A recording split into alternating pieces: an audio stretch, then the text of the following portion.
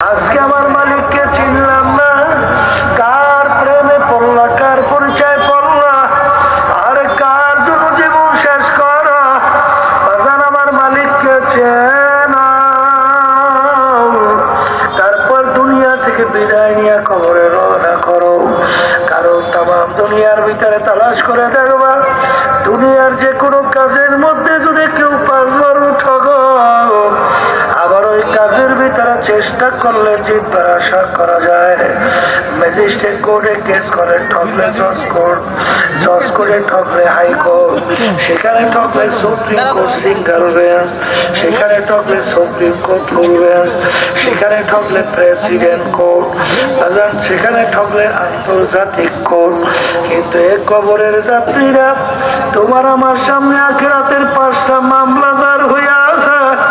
মৌতের মামলা, কবরের মামলা, হাসরের কিয়ামতের ময়দানের মামলা, মিজান পুলসিরাতের মামলা।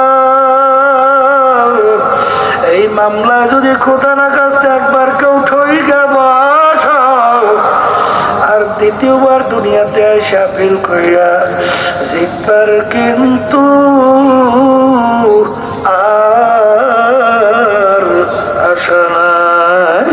হে দুনিয়াদার পাগল আমার বাবারা, হে পর্দার আড়ালের মা বোনেরা, হাকিমুল উম্মাত আশাবাড়ি থানভী রহমাতুল্লাহি আলাইহি একদিন বয়ানের ভিতরে বলতে বলতে বইলা ফেললো, হে দুনিয়ার মানুষ,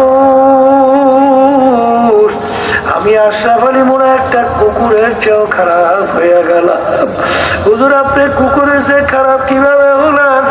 বলে আমরা অনেকে বাড়িতে কুকুর পালি, কুকুরকে আমরা কোনো ভালো জিনিসের ভাগ দেই না। বসো, কুকুরকে আমরা কোনো ভালো জিনিসের ভাগ, বস, কোনো ভালো জিনিসের ভাগ দেই না। আরে আমরা হাড্ডি কাটা বাহিরে ফেলাই, কুকুর খাইয়া তার জীবনকে বাঁচায়। কিন্তু রাত্রে যখন মালিক ঘুমায়, কুকুর কিন্তু ঘুমায় না। কুকুর সারা রাত্র মালিকের বাড়ি পাহারা দিতে থাকে, মালিকের যেন কোনো ক্ষতি না হয়। দেখবেন ভোরবেলায় তাকাইয়া কুকুরের চোখ লাল হইয়া যায়। ওই সময় যদি মালিক কুকুরকে মারে, উচিত ছিল কুকুর মালিককে কামড় দেওয়া। ওরে নিমো খারাপ, আমি তোর কোনো ভালো জিনিসের ভাগ নেই নাই। তুই গোস্তকে হাড্ডি বাহিরে ফেলাইলি, মাছ খাইয়া কাটা বাহিরে ফেলাইলি, ওই গুড়া খাই আমার জীবনকে বাঁচাইলাম। তুই সারা রাত তোর একটাই না ঘুমাও, আমি কুকুর কিন্তু ঘুমাই না। সারা রাত্র তোর বাড়ি আমি পাহারা দিলাম, কেন? তোর জন্য কোনো ক্ষতি না হয়। এরপরে তুই আমাকে মারা, তোকে আমি কামড়াইয়া রাখবো না।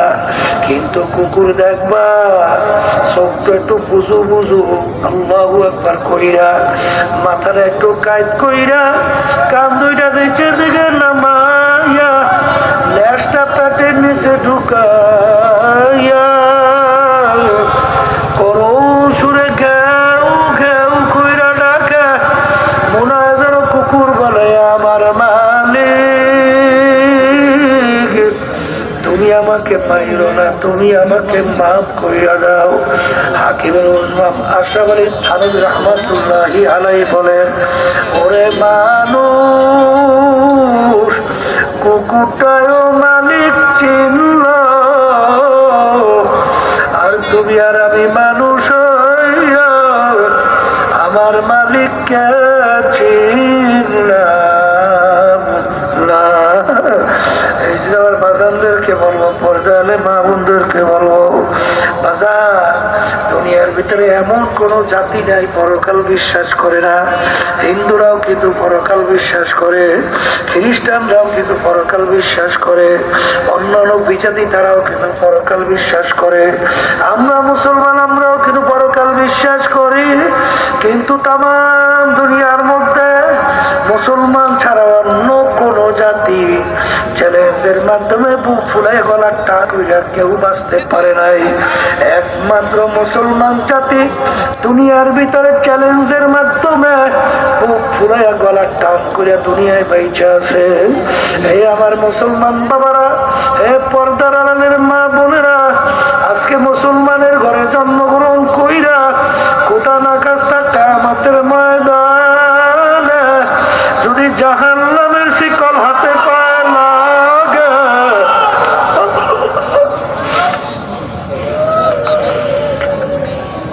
এর চেয়ে কপাল পড়ার সারে জাহানে হইতে পারে না।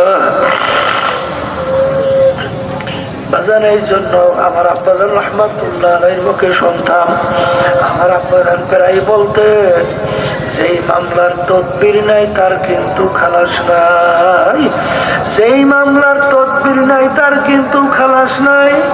দুনিয়ার যে কোনো কাজের ভিতরে তুমি যদি শ্রম না দাও, ওই কাজে ভালো ফলাফলের আশা করা যায় না। আরে দুনিয়ার যে কোনো কাজের ভিতরে তুমি যদি চেষ্টা না করো, ওই কাজের কিন্তু ভালো ফলাফলের আশা করা যায় না। আর দুনিয়া মাজরাতুল আখিরাত, এই দুনিয়াটার আখিরাতের ফসল সম্পদ কামাই করার জায়গা। এ কবরের যাত্রীরা,